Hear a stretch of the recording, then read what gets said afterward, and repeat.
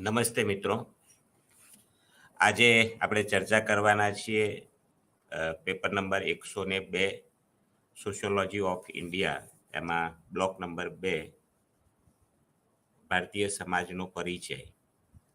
ભારતીય સમાજનો સામાન્યતઃ પરિચય કરવા માટે ભારતીય સમાજની જે પાયાની સંસ્થાઓ છે, જેમ કે જ્ઞાતિ વ્યવસ્થા, કુટુંબ વ્યવસ્થા અને લગ્ન વ્યવસ્થા, આ ત્રણનો સામાજિક પરિચય મેળવવો એ ખૂબ મહત્વની બાબત છે.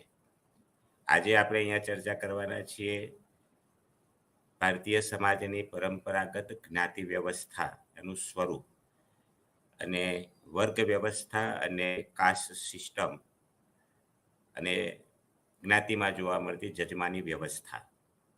આ ત્રણ મુદ્દાઓની ચર્ચા આજે આપણે કરવા જઈ રહ્યા છીએ. જ્ઞાતિ આમ તો ભારતીય સમાજની એક અદ્વિતીય, એક આગવી અને એક વિશિષ્ટ વ્યવસ્થા છે એવું કહેવામાં આવે છે. દુનિયાના બધા જ દેશોમાં ઊંચ નીચના ભેદભાવવાળી વર્ગ વ્યવસ્થાઓ જોવા મળે છે, પણ ભારતની અંદર એક જ્ઞાતિ આધારિત જે ઉચ્ચ નીચના ભેદભાવવાળી જે વ્યવસ્થા છે એ જન્મ આધારિત છે, જડ વ્યવસ્થા છે, ક્લોઝ સિસ્ટમ છે. વ્યક્તિને જન્મતાની સાથે જ એને જ્ઞાતિનો દરજ્જો આપી દેવામાં આવે છે, એમાંથી એ ક્યારેય બહાર નીકળી શકતી નથી. આવી વ્યવસ્થા દુનિયાના કોઈ પણ દેશોમાં જોવા મળતી નથી. માટે ભારતીય સમાજની એક અદ્વિતીય ઘટના અથવા તો વિશિષ્ટ ઘટના તરીકે ઓળખવામાં આવે છે. જ્ઞાતિ વ્યવસ્થાને ધર્મનું પીઠબળ મળેલું છે. કર્મ અને પુનર્જન્મની થિયરી લાગુ પાડવામાં આવી છે કે નિમ્ન જ્ઞાતિમાં જન્મ લેવો એટલે પૂર્વ જન્મના કરેલા કર્મોનું પરિણામ છે. ઉચ્ચ જ્ઞાતિમાં જન્મ લે એટલે પૂર્વ જન્મના કરેલા સારા કર્મોનું પરિણામ છે. એટલે કર્મ, જન્મ અને પુનર્જન્મ એવી થિયરી એની પાછળ લાગુ પાડવામાં આવી છે. આ ઉપરાંત આપણે જોઈએ તો જ્ઞાતિ વ્યવસ્થા એ ભલે જડ હોય, પરંતુ એ જડ હોવા છતાં બદલાયેલા પ્રવાહોની સાથે એ અનુકૂલન સાધી લે છે. માટે આજે બદલાયેલી પરિસ્થિતિમાં આધુનિક 21મી સદીના યુગમાં પણ બદલાયેલા સ્વરૂપે જ્ઞાતિ વ્યવસ્થા આપણને એનું અસ્તિત્વ જોવા મળે છે. જડ છે, પરંતુ એક ધાતુ જેવી જડ છે. જેમ સમય અને સંજોગો બદલાય છે, એમ એ પોતાની કરવટ, પોતાનું સ્વરૂપ બદલી નાખે છે. માટે જ્ઞાતિએ તૂટવાનો વારો આવતો નથી. ધાતુ એટલે કે જે રીતે આપણે સળિયાને જે બાજુ વાળવું હોય એ રીતે વાળી શકીએ તો એનો આકાર બદલાઈ જાય છે, પણ એ તૂટતો નથી. જો લાકડા જેવી મજબૂત હોય તો તાકાત કરીએ તો એના બે ટુકડા થઈ જાય, પછી એનું સ્વરૂપ જે છે તૂટી જાય છે. એમ જળ હોવા છતાં પણ ધાતુ જેવી જળ છે. જેમ સમાજની પરિસ્થિતિઓ બદલાય છે, એમ પોતાની કરવટ એ સતત બદલતું રહે છે. માટે આજના યુગની અંદર જ્ઞાતિ વ્યવસ્થા એ બદલાયેલા સ્વરૂપે પોતાનું અસ્તિત્વ જાળવી રાખ્યું છે. અહીંયા ગોવિંદ સદાશિવ ધુરીએ, એટલે એને લોભામણા નામથી GS ધુરીએ નામથી ઓળખવામાં આવે છે. એને ભારતીય સમાજની જ્ઞાતિ વ્યવસ્થાનો ઊંડાણપૂર્વક એને અભ્યાસ કર્યો છે, અને અભ્યાસના અંતે એને ભારતીય જ્ઞાતિ વ્યવસ્થાની વ્યાખ્યા આપવા માટે એને પ્રયત્ન કર્યો છે. પરંતુ વ્યાખ્યા કરતા એ ભાર મૂકે છે કે ભારતીય સમાજની જે પરંપરાગત જ્ઞાતિ વ્યવસ્થા હતી, એ જ્ઞાતિ વ્યવસ્થાના લક્ષણો એ જ એની વ્યાખ્યા છે. એટલે લક્ષણો ઉપર એને વધારે ભાર મૂક્યો છે. આમ છતાં એને જોવા જઈએ તો જ્ઞાતિની વ્યાખ્યા એ રીતે આપી શકાય કે જ્ઞાતિ એક વંશ પરંપરાગત અંતરલગ્ન વ્યવસ્થા ધરાવતું એક સામાજિક રીતે એક જ સ્થળે વસવાટ કરતું એક એવું જૂથ છે. વંશ પરંપરાગત વ્યવસાય હોય છે. એક સાથે ભોજન કરવાનો જે રીત રિવાજ છે મોટે ભાગે પોતાની જ્ઞાતિ પૂરતો સીમિત હોય છે. તેમજ જુદી જુદી જ્ઞાતિઓ વચ્ચે શુદ્ધિ અને અશુદ્ધિના ખ્યાલો વચ્ચે સામાજિક સંબંધોનું નિયંત્રણ થતું હોય છે. આવા પ્રકારની જે વ્યવસ્થા છે એને જ્ઞાતિ પ્રથા તરીકે ઓળખવામાં આવે છે. તો આ વ્યાખ્યાની સાથે સાથે આ વ્યાખ્યાને કેન્દ્રમાં રાખીને જીએસ ધુરીએ એના કેટલાક લક્ષણો આપ્યા છે. અહીંયા આપણે ચર્ચા કરીએ છીએ પરંપરાગત જ્ઞાતિ વ્યવસ્થા. આજની જ્ઞાતિ વ્યવસ્થાની વાત આપણે બદલાયેલી જ્ઞાતિ વ્યવસ્થાની વાત નથી કરતા, પણ 19મી સદીમાં જે જ્ઞાતિ વ્યવસ્થા જે જોવા મળતી હતી એ જ્ઞાતિ વ્યવસ્થાની આપણે અહીંયા વાત કરીએ છીએ. તો 19મી સદીમાં પહેલાના સમયની અંદર જે જ્ઞાતિ વ્યવસ્થા હતી એનું સ્વરૂપ કેવું હતું? તો જીએસ ધુરીએ એમ કહે છે કે ભારતીય સમાજ એટલે કે હિન્દુ સમાજનું જુદા જુદા ખંડોમાં વિભાજન થાય છે.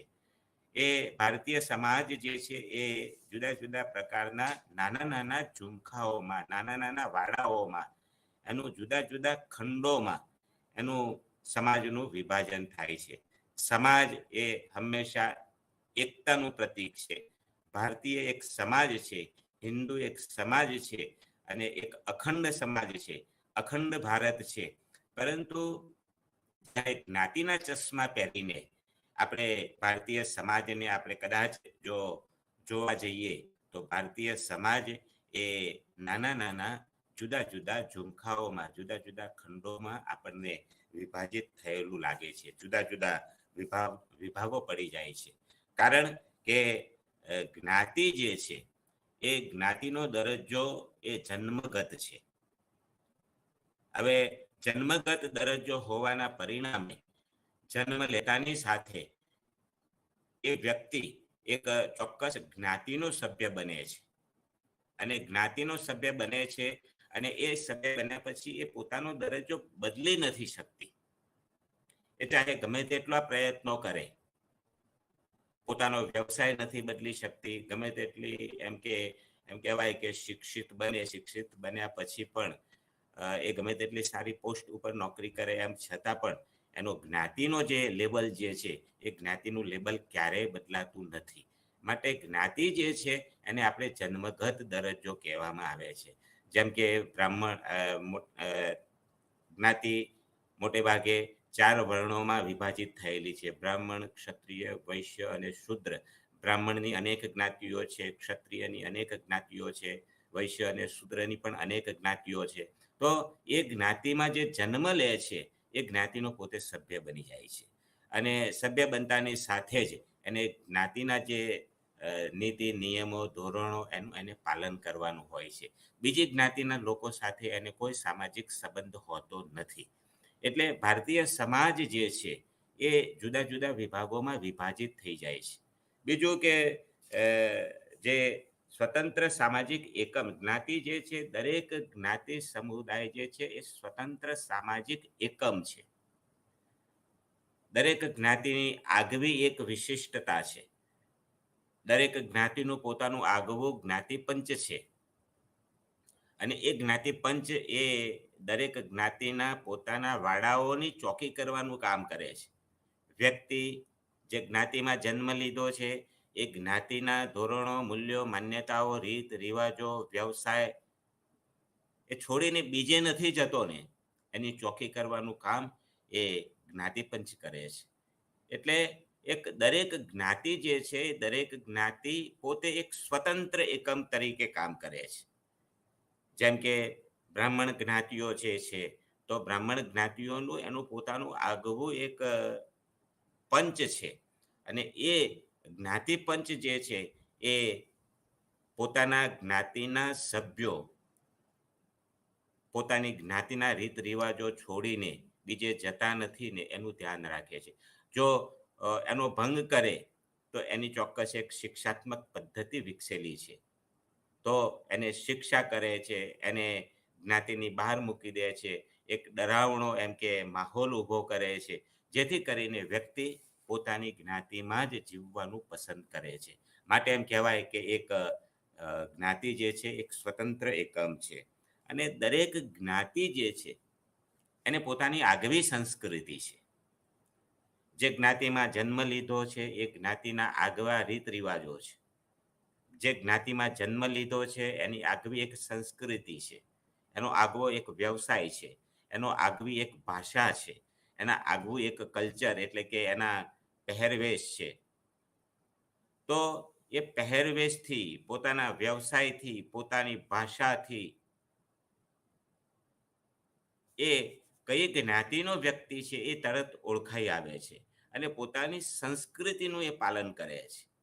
તો આ રીતે આપણે જોવા જઈએ તો ભારતીય જે સમાજ જે છે એ ભારતીય સમાજને જ્ઞાતિને ધ્યાનમાં રાખીને જોવા જઈએ તો ઘણા બધા નાના નાના ઝુમખાઓમાં વિભાજિત થઈ ગયેલો સમાજ જોવા મળે છે. સમાજ અખંડ નથી, પરંતુ જુદા જુદા ખંડોમાં વિભાજિત થઈ ગયેલો આપણને લાગે છે. આ પરંપરાગત જ્ઞાતિનું પહેલું લક્ષણ છે. બીજું છે, જ્ઞાતિ વ્યવસ્થાના કારણે એક કોટિક્રમ વ્યવસ્થા ઉદ્ભવે છે. કોટિક્રમ વ્યવસ્થા એટલે કે ઊંચ નીચના ભેદભાવોવાળી વ્યવસ્થા, જેને કોટિક્રમ વ્યવસ્થા તરીકે ઓળખવામાં આવે છે. દરેક જ્ઞાતિ જે છે એ જ્ઞાતિનો આગવો એક પોતાનો દરજ્જો છે, આગવું પોતાનું એક સ્ટેટસ છે, આગવી પોતાની રહેણી કરણી અને જીવનશૈલી છે. અને એના પરિણામે એ પોતે એક ચોક્કસ એક કોટિક્રમમાં ગોઠવાય છે. શ્રમ વિભાજન થાય છે. સમાજની અંદર સમાજના લોકોને એક કરતા અનેક જરૂરિયાતો છે. દરેક વ્યક્તિ દરેક જરૂરિયાતો સંતોષવા માટે પોતે એ માટે સક્ષમ નથી, બીજાના ઉપર આધારિત થવું પડે છે. અને એ આધારિત થયા પછી જે શ્રમ વિભાજન થાય છે, શ્રમની વહેંચણી થાય છે, એની અંદર દરેક કામ એક સરખા હોતા નથી. ક્યાંક કેટલાક કામો વધારે મહત્વના હોય છે, કેટલાક કામો ઓછા મહત્વના હોય છે. હવે વધારે મહત્વના કામો કરનારા લોકોને હાયરાર્કીમાં ઉપલા સ્ટેજે એને સ્થાન આપવામાં આવે છે. અને ઓછું મહત્વનું કામ કરનારા જે લોકો છે એને ઓછું મહત્વ આપવામાં આવે છે. તો જેમ આના આધારે એમ કે એક ઊંચ નીચના ભેદભાવોવાળી એક કોટિક્રમ વ્યવસ્થા આકાર લે છે. પરંપરાગત જ્ઞાતિ વ્યવસ્થામાં આપણે જોઈએ તો બ્રાહ્મણને સૌથી ટોપ ઉપરના લેવલે એને સ્થાન આપવામાં આવ્યું. એના પછી ક્ષત્રિય લોકોને, ક્ષત્રિય જ્ઞાતિઓને બીજા નંબરનું સ્થાન આપવામાં આવ્યું. અને વૈશ્ય એટલે વેપાર વાણિજ્ય કરનારા લોકો એને ત્રીજું સ્થાન આપવામાં આવ્યું. અને શૂદ્ર એટલે કે ઓછું મહત્વનું કામ કરનારા લોકોને શૂદ્ર તરીકેનું કામ આપવામાં આવ્યું. તો વધારે મહત્વનું કામ પહેલાના સમયમાં એવું માનવામાં આવતું હતું કે જ્યારે વિજ્ઞાનનો વિકાસ નહોતો, આધુનિકતા નહોતી, ઉદ્યોગીકરણ, શહેરીકરણ અથવા બિનસાંપ્રદાયિકતાના મૂલ્યોનો વિકાસ નહોતો, એ વખતે એવી માન્યતા પ્રવર્તતી હતી કે જે કંઈ થાય છે એ ભગવાનની મરજીથી થાય છે, ઈશ્વરની ઈચ્છાથી થાય છે. વાવાઝોડું આવે કે દુષ્કાળ પડે કે અતિવૃષ્ટિ થાય કે અનાવૃષ્ટિ થાય, જે કંઈ કુદરતી આફતો આવે છે એ કુદરતી આફતો ભગવાનની ઈશ્વરની મરજીથી આવે છે, એવી એક માન્યતા પ્રવર્તતી હતી. એટલે ઈશ્વરને ખુશ રાખવો એ ખૂબ મહત્વનું કામ છે. હવે ઈશ્વરને ખુશ રાખવાનું કામ એટલે કે પૂજા અને આરાધના કરવાનું કામ, હોમ હવન અને યજ્ઞ અને કથા અને ધાર્મિક વિધિઓ કરવાનું કામ એ તો બ્રાહ્મણ કરે છે. તો સમાજના અસ્તિત્વનો આધાર ઈશ્વર છે અને ઈશ્વરને અસ્તિત્વનું જ્ઞાન કરાવવાનું કામ ધાર્મિક વિધિઓ દ્વારા બ્રાહ્મણ કરાવે છે. એટલે હાયરાર્કીમાં બ્રાહ્મણને સૌથી ઉપલા સ્ટેજે મૂકવામાં આવ્યો. એના પછી બીજો સ્ટેજ આવે છે કે ક્ષત્રિય એટલે કે દરેક વ્યક્તિને પોતાના રક્ષણની જરૂર છે અને રક્ષણનું કામ કરે છે ક્ષત્રિય જ્ઞાતિઓ કરે છે, એટલે એને બીજા લેવલે સ્થાન આપવામાં આવ્યું. અને વૈશ્ય વેપાર અને વાણિજ્ય, ખોરાકની જરૂરિયાતો પરિપૂર્ણ કરવાનું કામ જે વૈષ્ણવ જ્ઞાતિઓ કરે છે એને ત્રીજું સ્થાન. અને સૌથી નીચલું સ્થાન જે શુદ્ર લોકોને આપવામાં આવ્યું કે જે ઓછું મહત્વનું કામ કરે છે. સમાજ માટે ઓછું મહત્વનું હોય એવા કાર્યો કરનારી જ્ઞાતિઓ જેને છેલ્લી મૂકવામાં આવે છે. હવે સૌથી ટોપ અને સૌથી છેલ્લે આવી એક હાયરાર્કી ગોઠવાયેલી છે જેને કોટિક્રમ વ્યવસ્થા તરીકે ઓળખવામાં આવે છે. કોટિક્રમ વ્યવસ્થા એ રીતે વિકાસ પામે છે કે સૌથી વધારે મહત્વનું કામ કરનારા લોકોને વધારે બદલો એટલે કે આર્થિક વળતર, માન સન્માન જેને વધારે મળતું હોય એને ઉપલી હાયરાર્કીમાં એનું જીવન ધોરણ પણ સારું હોય, એની રહેણી કરણી પણ સારી હોય, એની મૂલ્ય માન્યતાઓ પણ ઉત્તમ કક્ષાની હોય, એટલે કે સુખી જીવન જીવનારા લોકો, તો એની એક હાયરાર્કીમાં ટોપ લેવલ ઉપર આવે છે. તો મહત્વનું કામ કરનારા લોકો છે એને વધારે બદલો આપવામાં આવે છે. ઓછું મહત્વનું કામ કરનારા લોકોને ઓછો બદલો આપવામાં આવે છે. અને આ રીતે એક હાયરાર્કી આકાર લે છે જેને કોટિક્રમ વ્યવસ્થા તરીકે ઓળખવામાં આવે છે.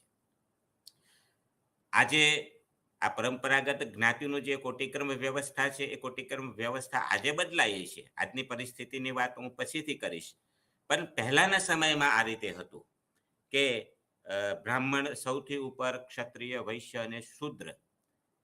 આને જો કાર્યાત્મક વાદી જે ખ્યાલ છે એના આધારે જો એને મૂલવવામાં આવે તો કાર્યાત્મકવાદીઓ એમ કહેતા હતા કે વધારે મહત્વનું કામ કરનારા લોકોને વધારે બદલો મળે એ સ્વાભાવિક અને સ્વીકાર્ય બાબત છે. શ્રમ વિભાજનની અંદર ઓછું મહત્વનું કામ કરનારા લોકોને ઓછો બદલો મળે એ પણ એક સ્વીકાર્ય બાબત છે.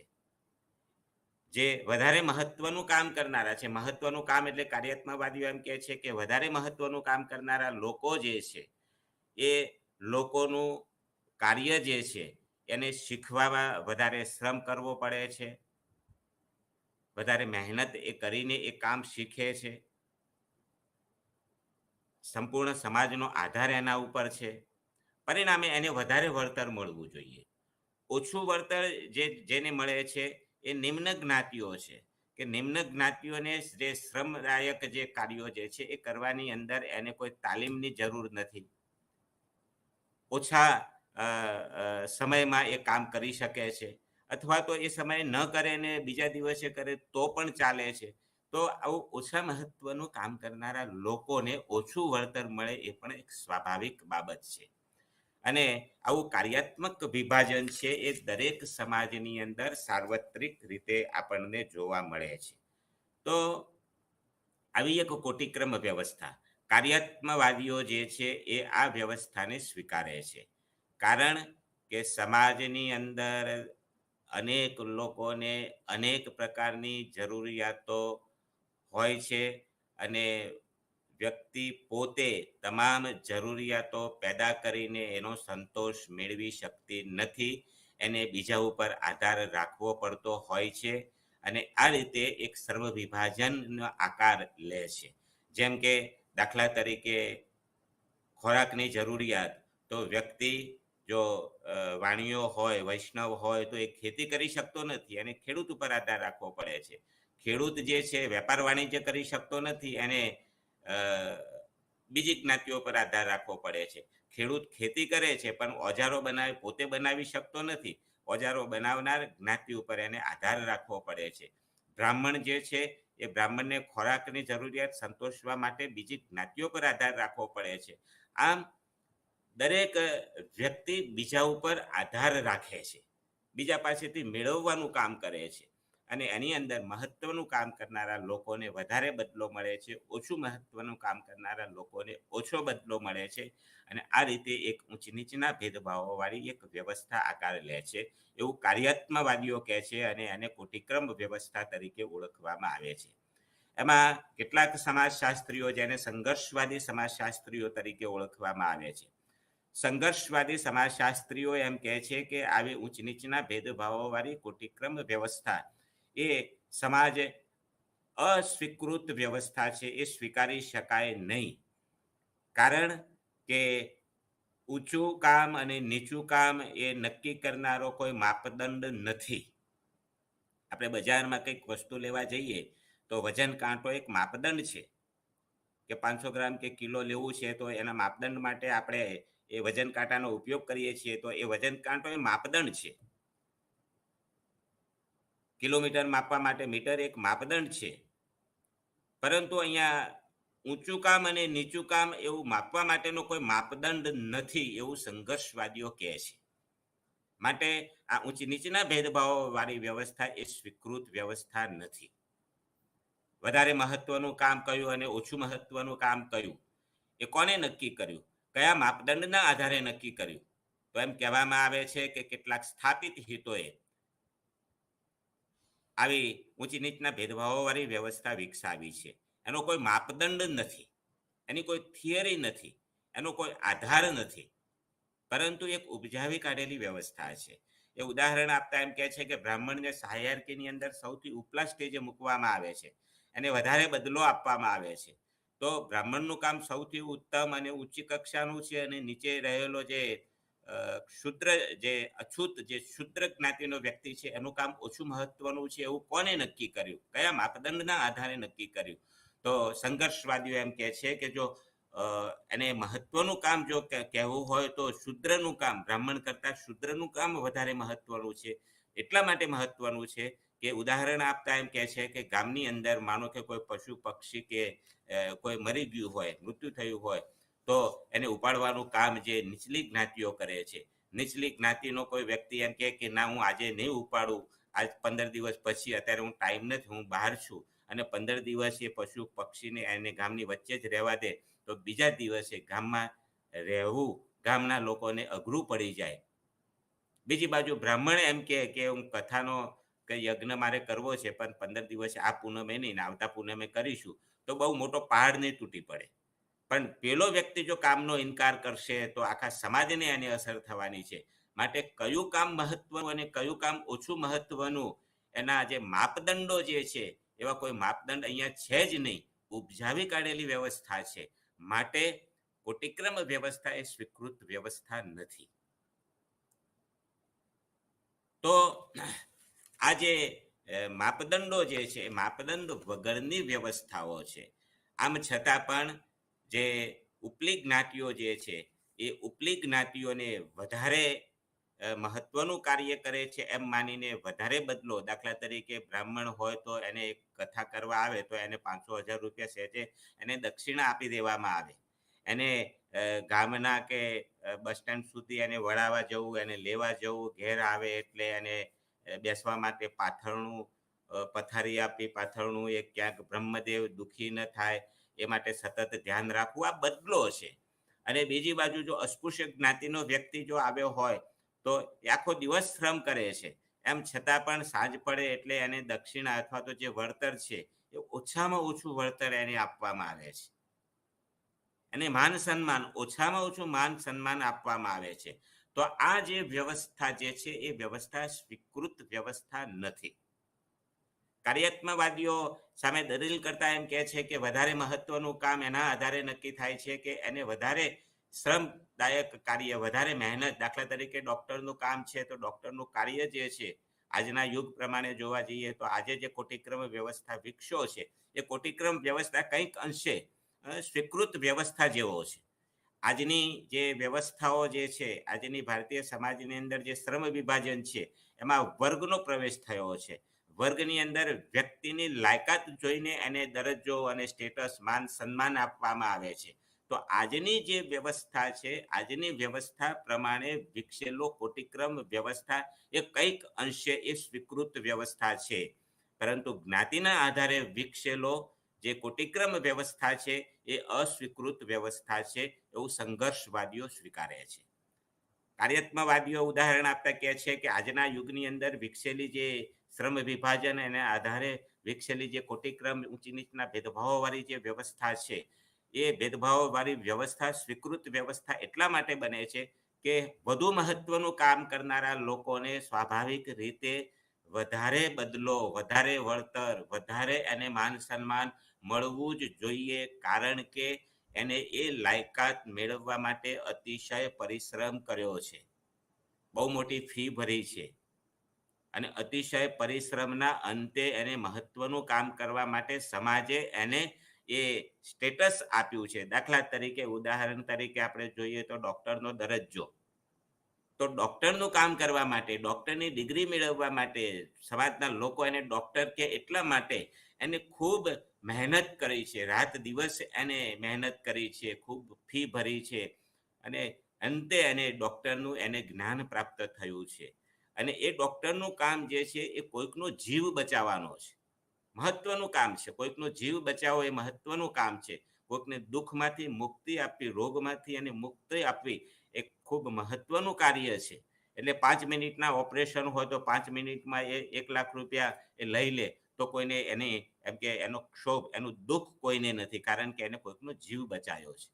બીજી બાજુ જે નિમ્ન કક્ષાનું કામ કરનારા લોકો, દાખલા તરીકે કડિયા કામ કરનારો વ્યક્તિ હોય તો આખો દિવસ કડિયા કામ કરે છે, સાંજ પડે અને ફક્ત 500 રૂપિયા એને વેતન આપવામાં આવે છે. પેલાને 5 મિનિટના 1 લાખ રૂપિયા વેતન આપવામાં આવે છે. તો આ હાયરાર્કી એટલા માટે ઊભી થઈ કે કડિયા કામ શીખવા માટે એને બહુ મોટી ફી નથી ભરી, બહુ મોટો અભ્યાસ નથી કર્યો, બહુ મોટી એને કિંમત ચૂકવવી નથી પડી, પરંતુ એ ઓટોમેટિકલી શીખી ગયો છે, માટે એનું મૂલ્ય ઓછું છે, આનું મૂલ્ય વધારે છે. આ રીતે સમાજની અંદર એક હાયરાર્કી વિકાસ પામે છે. અહીંયા જ્ઞાતિના આધારે હાયરાર્કી વિકાસ પામે છે કે ઉચ્ચ જ્ઞાતિના લોકો મહત્વનું કામ કરે છે, નિમ્ન જ્ઞાતિના લોકો ઓછું મહત્વનું કામ કરે છે, માટે ઓછો બદલો તો અને ઉચ્ચ જ્ઞાતિના લોકોને વધારે બદલો. તો આવી ઊંચ નીચના ભેદભાવોવાળી એક હાયરાર્કી, એક આકાર, એક ડિઝાઇન સમાજમાં આપણને જોવા મળે છે. જેમ કે દાખલા તરીકે રંગબેરંગી બુક્સ હોય તો આપણે એકબીજાની ઉપર ગોઠવીએ છીએ તો ચોક્કસ એક ડિઝાઇન, એક ઉપર એક, એક ઉપર એક, એ રીતે ગોઠવાયેલી આપણે જેને હાયરાર્કી કહેવામાં આવે છે, જેને ક્રમ કહેવામાં આવે છે. જમીનમાં ખાડો ખોદીએ તો પહેલા એમ કે કાળી માટી, પછી ભૂરી માટી, પછી પથ્થર જેવી માટી, તો એને આપણે એક ચોક્કસ ડિઝાઇન આપણને જોવા મળે છે. તો આવી એક ડિઝાઇન સમાજમાં જ્ઞાતિના આધારે વિકાસ પામી છે, જેને કોટિક્રમ વ્યવસ્થા તરીકે ઓળખવામાં આવે છે. અને વિશેષ તો એ વસ્તુ છે કે આ કોટિક્રમ વ્યવસ્થા બદલી શકાતી નથી. પરંપરાગત જ્ઞાતિ વ્યવસ્થાની અંદર 19મી સદીની અંદર પહેલાના સમયની અત્યારે આપણે વાત કરીએ છીએ તો જીએસ તુરીએ એમ કહે છે કે પહેલાના સમયની અંદર 19મી સદીમાં જ્ઞાતિ વ્યવસ્થા એટલી જડ હતી, એટલી મજબૂત હતી કે આનો કોટિક્રમ કોઈ બદલી શકતો નહોતો. જેમ કે ક્રમમાં આપણે 1 2 3 4 એમ બોલવું હોય તો એક ક્રમ એ નિશ્ચિત ક્રમ છે. 1 પછી 2 પછી 3 પછી 4 એમ જ બોલાય. આપણે વચ્ચેથી 3 બોલીએ ને પછી 2 બોલીએ ને પછી 4 બોલીએ ને પછી 1 બોલીએ તો આપણો દાખલો ખોટો પડે. દુનિયા એમ કહે કે તું ક્રમ બોલે છે એ ખોટું બોલે છે. એમાં જ્ઞાતિનો પણ આવો એક ચોક્કસ ક્રમ છે. બ્રાહ્મણ, ક્ષત્રિય, વૈશ્ય અને શૂદ્ર એ ક્રમ ક્યારેય બદલી શકાતો નથી. જેમ કે આંકડાકીય માહિતીમાં આપણે 1 2 3 બોલીએ છીએ, એમ આ જ્ઞાતિનો જે ક્રમ છે એ ક્રમ પણ બદલી શકાતો નથી. પહેલાના સમયની અંદર આ બદલવાનું કામ ખૂબ મુશ્કેલ હતું, જેને કોટિક્રમ વ્યવસ્થા તરીકે ઓળખવામાં આવે છે. જીએસ તુરીએ ત્રીજું લક્ષણ આપતા એમ કહે છે કે ખાનપાન અને સંપર્ક પરના પ્રતિબંધો હતા. 19મી સદીમાં પહેલાના સમયની અંદર જીએસ તુરીએ, ગોવિંદ સદાશિવ તુરીએ આખા ભારતનું ભ્રમણ કરીને ભારતીય સમાજ વ્યવસ્થાનો અભ્યાસ કર્યો હતો અને એમાં એમને કહ્યું હતું કે ખાનપાન અને સંપર્ક પરના પ્રતિબંધો જોવા જ્ઞાતિ વચ્ચે ખાનપાન, એકબીજાનો ખોરાક, કોનો ખોરાક ખાવો અને કોનો ખોરાક, કોના હાથનો ખોરાક ન ખાવો, એ અંગેના ચોક્કસ એક ધોરણો વિકસ્યા હતા. એમાં પણ કાચું ભોજન અને પાકું ભોજન. કાચું ભોજન એટલે કે પાણીમાંથી જે બનાવવામાં આવે છે એને કાચું ભોજન કહેવાય. ઘી કે તેલમાંથી જે બનાવવામાં આવે છે એને પાકું ભોજન કહેવાય. કોના હાથનું પાકું ભોજન ખાવું, કોના હાથનું કાચું ભોજન ખાવું, એ જ્ઞાતિએ ચોક્કસ એના ધોરણો નક્કી કર્યા હતા. કે દાખલા તરીકે શુદ્ર જ્ઞાતિઓ છે તો શુદ્ર જ્ઞાતિઓનું પાણી પણ ન પી શકાય. પાકા ભોજનની વાત તો દૂર છે, પણ કાચું ભોજન પણ ન લઈ શકાય. પાણી એ કુદરતી છે, એમ છતાં પણ શુદ્ર જ્ઞાતિનો લોકોનો હાથ અડ્યો છે, માટે પાણી અભરાઈ ગયું. એ પાણી પી ન શકાય, એનો ખોરાક ખાઈ ન શકાય, એને એને એને અડકી ન શકાય. એને અડકવાથી, એના પડછાયાનો એમ કે સ્પર્શ થવાથી અભરાઈ જવાય છે. તો આવા ખાનપાન અંગેના ચોક્કસ ખ્યાલો વિકસ્યા હતા. તો કાચું ભોજન કોનું ખાવું, પાકું ભોજન કોનું ખાવું, અડવાથી અને પડછાયાથી પણ અભરાઈ જવાય એવા ખ્યાલો પહેલાના સમયની અંદર વ્યક્તિને અડવાથી અભરાઈ જવાય છે એ વસ્તુ તો ઠીક છે, પરંતુ સમાજ ખંડ 1ની અંદર જીએસ ધુરીએ એવું લખ્યું છે કે 19મી સદીની અંદર જ્ઞાતિના એવા જડ એવા માન્યતાઓ હતી કે નિમ્ન જ્ઞાતિના વ્યક્તિનો પડછાયો પણ જો ઉચ્ચ જ્ઞાતિના લોકોને જો પડછાયો અડી જાય તો પણ એ અભરાઈ જાય છે, એને સ્નાન કરવું પડે છે, એને શુદ્ધ થવું પડે છે. આવા એક જડ નિયમો 19મી સદીમાં પહેલાના સમયમાં ભારતીય સમાજમાં જોવા મળતા હતા. માટે તો નિમ્ન જ્ઞાતિઓ જે છે એ નિમ્ન જ્ઞાતિઓને સવાર કે સાંજ એને જાહેર રસ્તાઓ ઉપર નીકળવા ઉપર પ્રતિબંધ હતો. શા માટે પ્રતિબંધ હતો? તો સવારે અને સાંજે દિવસ ઉગતો હોય અને દિવસ આથમતો હોય એ વખતે વ્યક્તિનો પડછાયો ખૂબ લાંબો હોય છે, અને લાંબો પડછાયો હોય તો કદાચ કોઈકને અડી જાય. એટલા માટે ઉચ્ચ જ્ઞાતિના લોકો નિમ્ન જ્ઞાતિઓને સવાર અને સાંજ ઘરમાંથી બહાર ન નીકળવું એવા પ્રકારના પ્રતિબંધો પણ એમને વિકસાવેલા હતા. એટલે ખરા બપોરે, અને એ પણ પાછું પગમાં પગરખા પહેર્યા વગર, ખરા બપોરે જ નિમ્ન જ્ઞાતિના લોકો પોતાના ધંધા, રોજગાર, વ્યવસાય, જરૂરિયાતો સંતોષવા માટે એ ઘરની બહાર નીકળી શકે એવા પ્રકારના એક જડ નીતિ નિયમો પહેલાના સમયની અંદર વિકસેલા જોવા મળતા હતા. તો ખાનપાન અને સંપર્ક એ અંગેના ચોક્કસ નીતિ નિયમો પહેલા જોવા મળતા હતા.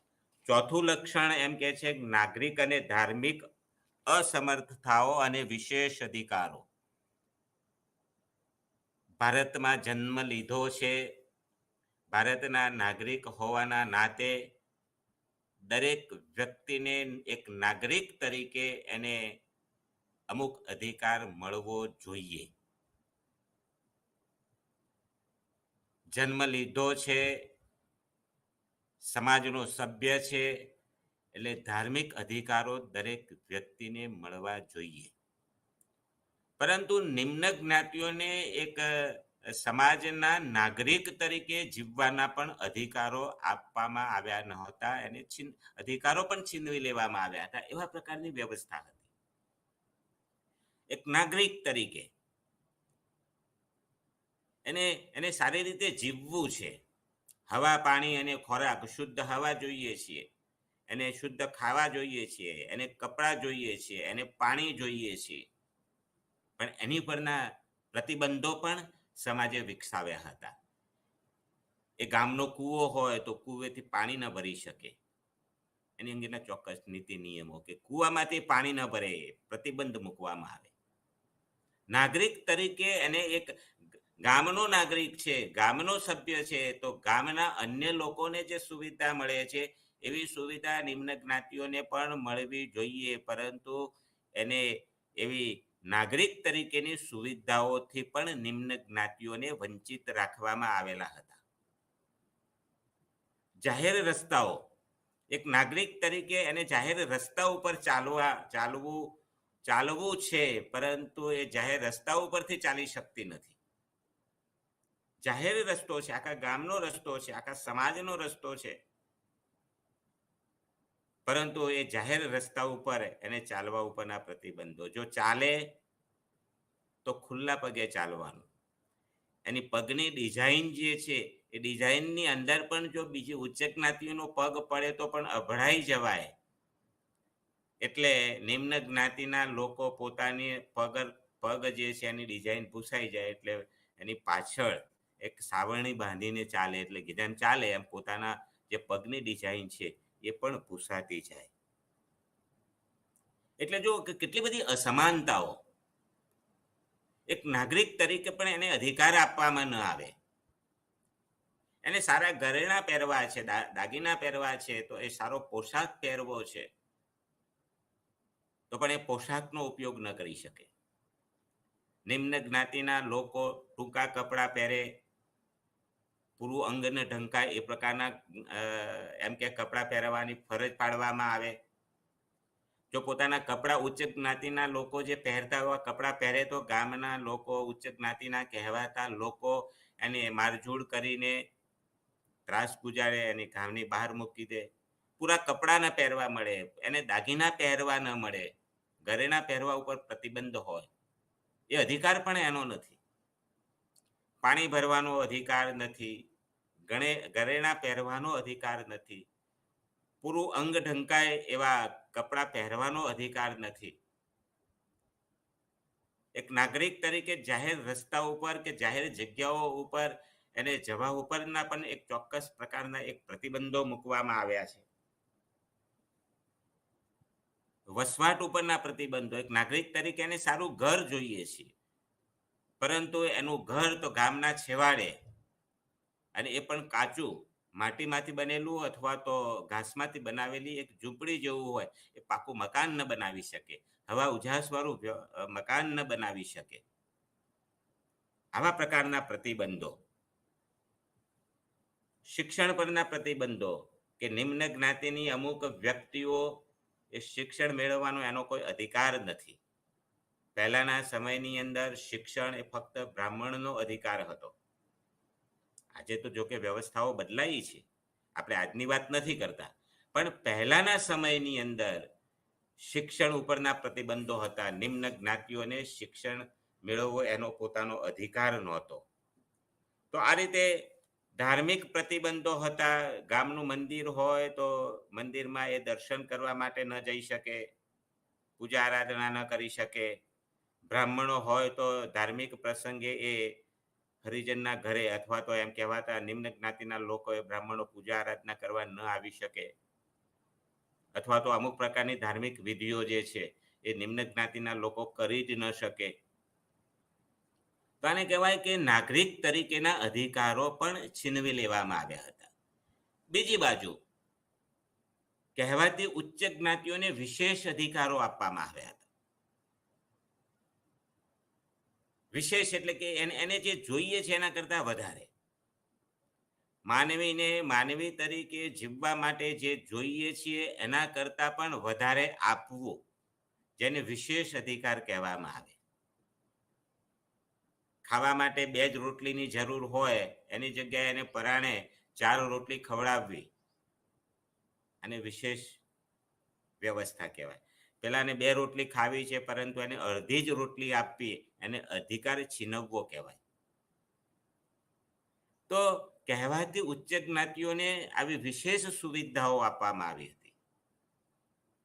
ઘરની અંદર એક જ પંખો ચાલે એમ હોય, એની જગ્યાએ 2-3 પંખા લગાવ્યા, અને વિશેષ વ્યવસ્થા કહેવાય. અને બીજી બાજુ ગરીબ વ્યક્તિના ઘરની અંદર પંખો તો નહીં પરંતુ લાઇટની વ્યવસ્થા પણ ના હોય, એને નાગરિક અધિકારોથી વંચિત રાખેલો કહેવામાં આવે. તો કહેવાતી ઉચ્ચ જ્ઞાતિઓ જાહેર ક્ષેત્રના ઉપયોગમાં, ધાર્મિક વિધિઓમાં, મંદિરની એમ કે પૂજા આરાધનામાં, શિક્ષણ મેળવવામાં, એની જીવનશૈલી ની અંદર સારું જીવન જીવવામાં એક નાગરિક તરીકે વિશેષ અધિકારો પોતે ભોગવતી હતી. અને બીજી બાજુ નિમ્ન જ્ઞાતિઓ જે છે એને પોતાને નાગરિક તરીકે મળવું જોઈએ એટલું પણ એને પ્રાપ્ત ન થાય એવા પ્રકારની વ્યવસ્થાઓ ગોઠવવામાં આવી હતી. એટલે કે ટૂંકમાં કહીએ તો નાગરિક અને ધાર્મિક અધિકારોની અસમર્થતા અને વિશેષ અધિકારો GS દુરીએ કહે છે કે પહેલાના સમયમાં જ્ઞાતિની અંદર જોવા મળતી હતી. 5મું લક્ષણ GS દુરીએ લખતા એમ કહે છે કે વ્યવસાય પરના પ્રતિબંધો. દરેક જ્ઞાતિને વંશ પરંપરાગત આગવો પોતાનો વ્યવસાય હોય છે. અથવા તો વંશ પરંપરાગત વ્યવસાય હતો. દરેક જ્ઞાતિ પોતાનો જ વ્યવસાય કરે, એ જ્ઞાતિનો વ્યવસાય છોડીને બીજો વ્યવસાય કરી શકતી નહોતી, જેને વંશ પરંપરાગત વારસાગત વ્યવસાય તરીકે ઓળખવામાં આવે છે. ભૂલથી પણ જો વ્યવસાયની અંદર જો નિમ્ન જ્ઞાતિઓ જે છે એ નિયમનો ભંગ કરે તો કહેવાતી ઉચ્ચ જ્ઞાતિઓ એના ઉપર શારીરિક એમ કે એને શિક્ષાઓ કરવામાં આવતી હતી, એના ઉપર અત્યાચારો ગુજારવામાં આવતા હતા. એટલે નિમ્ન જ્ઞાતિ પોતાની ઈચ્છાથી વ્યવસાય બદલી શકતી નહોતી.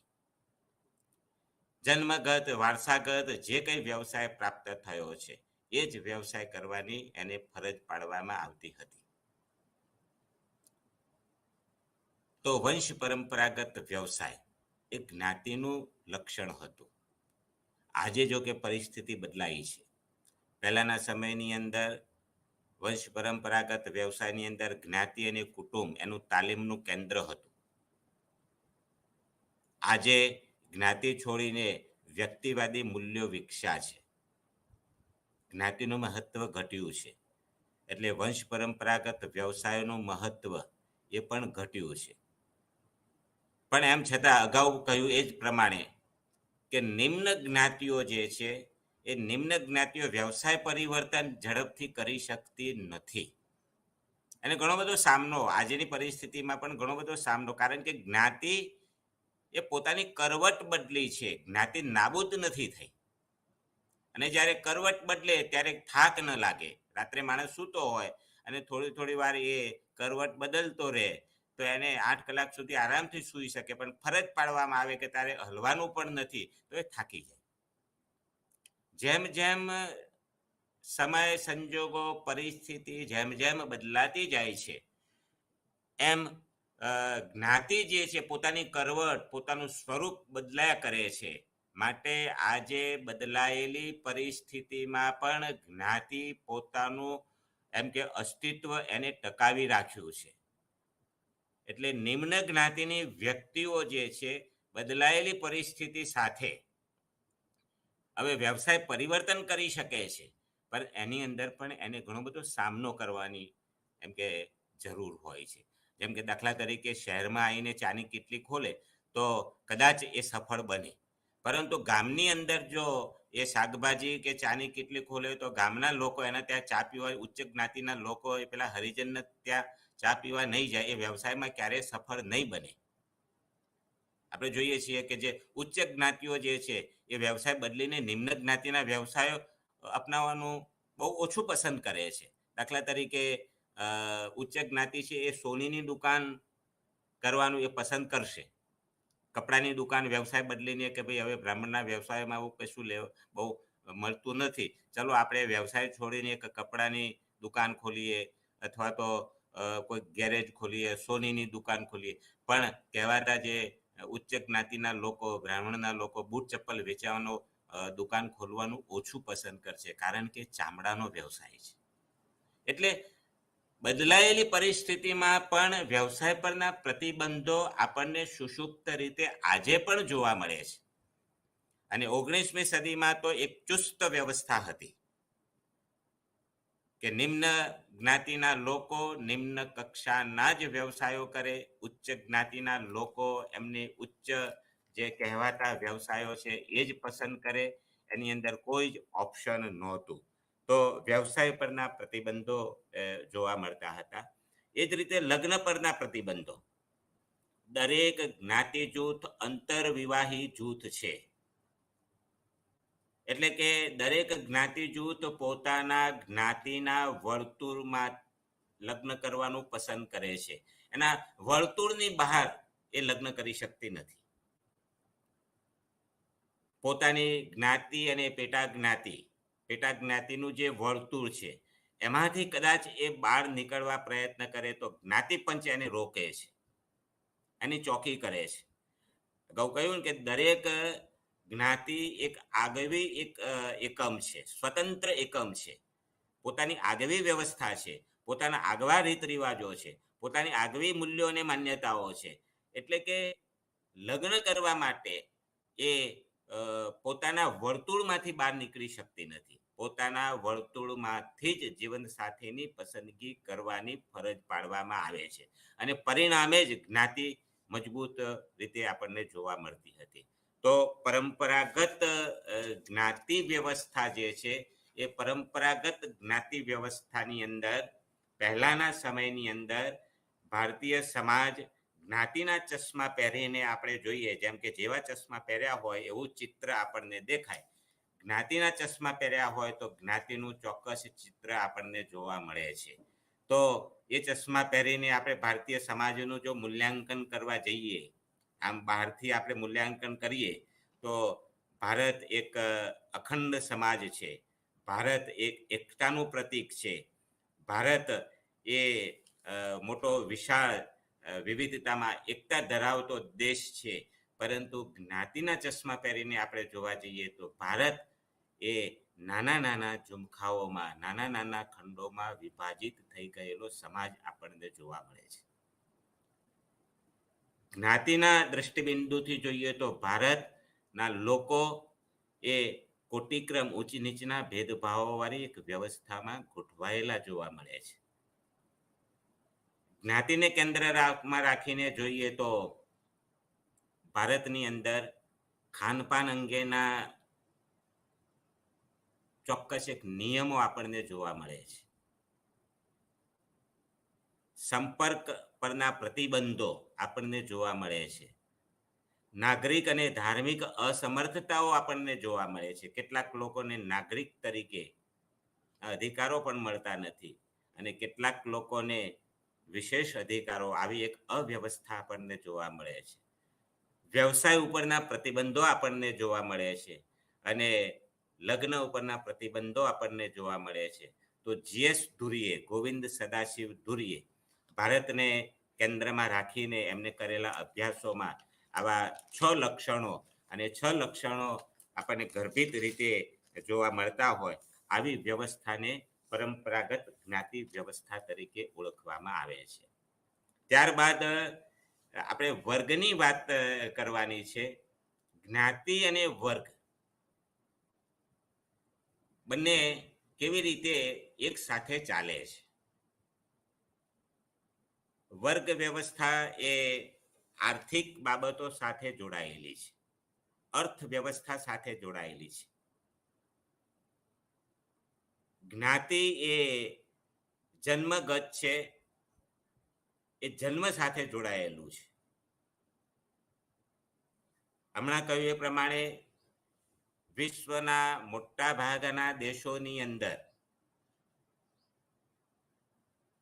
ઊંચ નીચના કોટિક્રમ વાળી વ્યવસ્થા એ સાર્વત્રિક છે, એટલે બધે જ જોવા મળે છે. બધે એમ કે એક સમાન લોકો ના હોય. ક્યાંક વર્ગના આધારે ઉચ્ચ વર્ગ, મધ્યમ વર્ગ અને નિમ્ન વર્ગ, એટલે કે અમીર, મધ્યમ અને ગરીબ, એવા 3 વર્ગો આર્થિક પાયા ઉપર વિકસેલા છે. ક્યાંક રંગભેદના આધારે કાળા અને ગોળાના મતભેદો આપણને જોવા મળે છે. અને ભારતની અંદર જ્ઞાતિના આધારે આપણને મતભેદો જોવા મળે છે. પણ એની સાથે સાથે આપણે વિચાર કરીએ તો ભારતની અંદર બંને રીતેની વ્યવસ્થાઓ છે. વર્ગ વ્યવસ્થા પણ જોવા મળે છે અને જ્ઞાતિ વ્યવસ્થા પણ જોવા મળે છે. વિશ્વના મોટા ભાગના દેશોની અંદર જ્ઞાતિ વ્યવસ્થા અને વર્ગ વ્યવસ્થા બે એક સાથે નથી ચાલતું. આર્થિક પાયા ઉપર ફક્ત વર્ગ વ્યવસ્થા છે. અમીર, મધ્યમ અને ગરીબ, અમીરનું એક આગવું એક સ્ટ્રક્ચર છે, આગવું એક કલ્ચર છે. અમીર લોકોની સાથે જ ખાણીપીણી, ઉઠવા બેસવાના અને સામાજિક સંબંધો એની સાથે રાખે છે. મધ્યમ વર્ગના લોકો સાથે સામાજિક સંબંધો, રીત રિવાજો, મૂલ્યો, માન્યતાઓ એમની સરખી હોય છે. રોટી બેટીના વ્યવહારો મધ્યમ વર્ગ સાથે રાખે છે. અને સૌથી છેલ્લે ગરીબ જે છે, એ ગરીબ લોકોનું આગવું સ્ટ્રક્ચર છે. એની સાથે જેમ કે અમીર લોકો ના લગ્ન હોય તો અમીર જે મા બાપ છે એની દીકરીને ગરીબના ઘેર નહીં પરણાવે. એ અમીરને સાથેના જ એના સંબંધો છે. મધ્યમ વર્ગના લોકો મધ્યમ વર્ગ સાથે જ સામાજિક સંબંધો રાખે છે. ગરીબ લોકોની સાથે જ સામાજિક સંબંધો રાખે છે. તો આર્થિક પાયા ઉપર વર્ગ વ્યવસ્થા આપણને વિશ્વના લગભગ મોટાભાગના દેશોમાં આપણને જોવા મળે છે. અને આવી જે વર્ગ તમામ દેશોની અંદર સાર્વત્રિક રીતે, કારણ કે શ્રમ વિભાજન છે, શ્રમ વિભાજનની હમણાં કહ્યું એમ કે દરેક કામ એક સરખા નથી. અગત્યના કામો કરનારા લોકો અને ઓછું અગત્યના કામો કરનારા લોકો, એનો બદલો જુદો જુદો છે. એટલે ચોક્કસ એક હાયરાર્કી ગોઠવાય છે, ઊંચ નીચના ભેદભાવો ગોઠવાય છે. અને દરેક વ્યક્તિના પોતાના કામ પ્રમાણેના એમના દરજ્જાઓ હોય છે. અગત્યનું કામ કરનારા લોકોનો દરજ્જો ઊંચો છે, ઓછું અગત્યનું કામ કરનારા લોકોનો દરજ્જો નીચો છે. અગત્યનું કામ કરનારા લોકોને એમ કે વધારે વળતર મળે છે, ઓછું અગત્યનું કામ કરનારા લોકોને ઓછો વળતર મળે છે. તો આમ દરેક સમાજની અંદર આવી હાયરાર્કીની વ્યવસ્થા આપણને જોવા મળે છે. ભારતની અંદર વર્ગ અને જ્ઞાતિ બંને એક સાથે ચાલે છે. ક્યાંક કેટલાક સમુદાયોની અંદર, એટલે કે ખાસ કરીને જોઈએ તો શિક્ષિત અને શહેરી સમુદાયોની અંદર વ્યક્તિગત બાબતોને, વ્યક્તિના પોતાના આવડતને મહત્વ આપવામાં આવે છે. એટલે વ્યક્તિ પોતે સારું શિક્ષણ અથવા મિલકત મેળવીને એ ઉચ્ચ વર્ગમાં જઈ શકે છે. ઓપન સિસ્ટમ છે, વર્ગ બદલી શકે છે. ગામડાઓની અંદર જ્ઞાતિ વ્યવસ્થા ચુસ્ત રીતે ગોઠવાયેલી છે. એ જ્ઞાતિના આધારે ઊંચ નીચના ભેદભાવો આપણને જોવા મળે છે.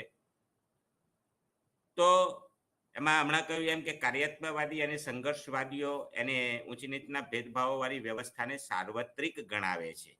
કોઈ પણ સમાજ આવા વર્ગ વિહોણો સમાજ હોઈ શકે નહીં, પરંતુ દરેક સમાજની અંદર આવા ઊંચ નીચના ભેદભાવોવાળી વ્યવસ્થા ગોઠવવાના ધોરણો જુદા જુદા પ્રકારના છે. ભારતની અંદર જ્ઞાતિ અને વર્ગ એટલે કે આર્થિક બંને બાબતોને કેન્દ્રમાં રાખીને ક્લાસ સિસ્ટમ અને કાસ્ટ સિસ્ટમ બંને એક સાથે ચાલે છે. કાસ્ટ સિસ્ટમ છે એ તફાવત બંને વચ્ચે આપણે જોઈએ તો કાસ્ટ સિસ્ટમની અંદર આપણે જ્ઞાતિની અંદર જોઈએ તો જ્ઞાતિની સંખ્યા અનેક ગણી છે. ભારતની અંદર અંદાજે ઓછામાં ઓછી 3000 જેટલી જ્ઞાતિઓ અને પેટા જ્ઞાતિઓ છે. અને 3000 જ્ઞાતિઓની વચ્ચે હાયરાર્કી ગોઠવાયેલી છે, ઊંચ નીચના ભેદભાવોવાળી વ્યવસ્થા ગોઠવાયેલી છે. જ્યારે વર્ગ વ્યવસ્થાની અંદર ફક્ત 3 વર્ગની અંદર આખો સમાજ ગોઠવાયેલો છે. અમીર, મધ્યમ અને ગરીબ 3 જ વર્ગો છે. અને 3 વર્ગોની અંદર આખા બધા જ લોકો એમાં ગોઠવાયેલા છે કે સંખ્યામાં તફાવત છે. બીજું આપણે જોવા જઈએ તો જ્ઞાતિના આધારે અથવા તો જ્ઞાતિ જે છે એ ક્લોઝ સિસ્ટમ છે, બંધ વ્યવસ્થા છે. વ્યક્તિને જન્મતાની સાથે જ એને અમુક જ્ઞાતિનો દરજ્જો આપી દીધો છે. એટલે એને સાદી ભાષામાં એમ કહેવું હોય તો કહેવાય કે વ્યક્તિને રૂમમાં પૂરીને બહારથી તાળું મારી દીધું છે. એને બહાર નીકળવાની એમ કે એને સ્વતંત્રતા નથી. જ્ઞાતિનું તાળું માર્યું છે. વ્યક્તિ એ જાતે ખોલી શકતી નથી, જ્ઞાતિમાંથી બહાર નીકળી શકતી નથી. એ સ્વતંત્રતા નથી એને. એટલે ક્લોઝ સિસ્ટમ છે, પોતાની ઈચ્છાથી કશું કરી શકતી નથી. જન્મથી એ ક્ષત્રિય છે તો મૃત્યુ પર્યંત સુધી એ પણ ક્ષત્રિય જ રહે છે. ક્ષત્રિયમાંથી એ બ્રાહ્મણ બની શકતો નથી. જન્મ વખતે એ અસ્પૃશ્ય જ્ઞાતિ, કોઈ પણ અસ્પૃશ્ય જ્ઞાતિમાં એને જન્મ લીધો છે તો મૃત્યુ પર્યંત સુધી એ ચાહે ગમે તેટલો શિક્ષિત બને કે આઈએસ અધિકારી બને, ગમે તેટલો આગળ નીકળી જાય, પરંતુ જ્ઞાતિ એનો પીછો નથી છોડતી. મૃત્યુ પર્યંત એ પોતે જે જ્ઞાતિમાં જન્મ લીધો છે એ જ્ઞાતિમાં જ એને રહેવું પડે છે. એનો આર્થિક દરજ્જો ઊંચો જાય જેથી જ્ઞાતિ નથી બદલાતી. એ સમૃદ્ધ બની જાય એટલે જ્ઞાતિ નથી બદલી શકતો. શુદ્ર જ્ઞાતિનો વ્યક્તિ અમીર થઈ જાય તો અમીર થવાથી એ પટેલ કે બ્રાહ્મણ કે ક્ષત્રિય નથી બની જતો. દલિત હોય તો મૃત્યુ પર્યંત દલિત જ રહે છે. બ્રાહ્મણ હોય ગમે તેટલો ગરીબ હોય એમ છતાં પણ બ્રાહ્મણ એ બ્રાહ્મણ જ કહેવાય છે. એને ક્યારેય ક્ષત્રિય કે વૈશ્ય કે દલિતનું લેબલ, નીચી જ્ઞાતિનું લેબલ એને નથી લાગતું. આને કહેવાય ક્લોઝ વ્યવસ્થા. પોતાની ઈચ્છાથી પોતાની જ્ઞાતિ બદલી ન શકે. જ્યારે વર્ગ વ્યવસ્થા છે એ ઓપન સિસ્ટમ છે. વ્યક્તિવાદી એટલે કે વ્યક્તિના ગુણધર્મો ના આધારે એ પોતે બદલી સારું શિક્ષણ, સારી લાયકાત અને પૈસો મેળવે તો રોડપતિ પણ કરોડપતિ થાય છે. એ દલિત હોય તો પણ ઉદ્યોગપતિ કહેવાય. દલિત હોય એટલે દલિત જ રહેવું નથી. એ ઉદ્યોગપતિ પણ બને છે. અને ઉદ્યોગપતિ હોય અને જો એ પોતાના ધંધા રોજગારની અંદર પોતે ધ્યાન ન રાખે તો એ કરોડપતિમાંથી એ પોતે રોડપતિ પણ બની જાય છે. બદલાયા કરે છે. આને ઓપન સિસ્ટમ કહેવાય. વ્યક્તિને પોતાનો દરજ્જો બદલવાની ફ્રીડમ છે. એ પોતે પોતાનો દરજ્જો બદલી શકે છે. બીજું કે જ્ઞાતિને પોતાનું પંચ હોય છે, જેમ જ્ઞાતિ પંચ તેને કહેવામાં આવે છે. વર્ગની અંદર આવું કોઈ પંચ નથી કે પોતાનો દરજ્જો નક્કી કરે. જાતે એને નક્કી કરવાનો છે. એને પંચ પાસેથી એને રજા નથી લેવાની કે હું ગરીબ છું, ગરીબમાંથી મારે મધ્યમ વર્ગમાં જવું છે, તો એને પંચ એને રોકતું નથી. એવું કોઈ પંચ જ નથી. એને જાતે સારું શિક્ષણ મેળવી, આવકમાં વૃદ્ધિ કરી અને ગરીબમાંથી મધ્યમ વર્ગ અને મધ્યમ વર્ગમાંથી અમીરમાં પોતે જઈ શકે છે. પંચની એને રજાની જરૂર નથી. જ્યારે દરેક જ્ઞાતિમાં પોતાનું આગવું પંચ છે અને આ જ્ઞાતિ પંચ વ્યક્તિને બહાર નીકળવા દેતું નથી. વ્યક્તિ જ્યાં જન્મ લીધો છે ત્યાં જ એને રહેવું પડે છે. જ્ઞાતિ જે છે એનો જ્ઞાતિનો દરજ્જો અર્પિત છે. એને મહેનત કર્યા વગર જન્મતાની સાથે જ એને એ દરજ્જો આપી દેવામાં આવ્યો છે. એટલે અર્પિત દરજ્જો છે. જ્યારે વર્ગનો દરજ્જો છે એ પ્રાપ્ત દરજ્જો છે. વ્યક્તિ મહેનત મજૂરી કરીને પોતે એ દરજ્જો પ્રાપ્ત કર્યો છે, એટલે કે એને પ્રાપ્ત દરજ્જો તરીકે ઓળખવામાં આવે છે. તો ભારતીય સમાજની અંદર વર્ગ અને જ્ઞાતિ એટલે ક્લાસ અને કાસ્ટ એ બંને એક સાથે ચાલે છે. Thank you very much. હવે પછી આપણે જજમાની વ્યવસ્થા એ મુદ્દાની ચર્ચા કરીશું.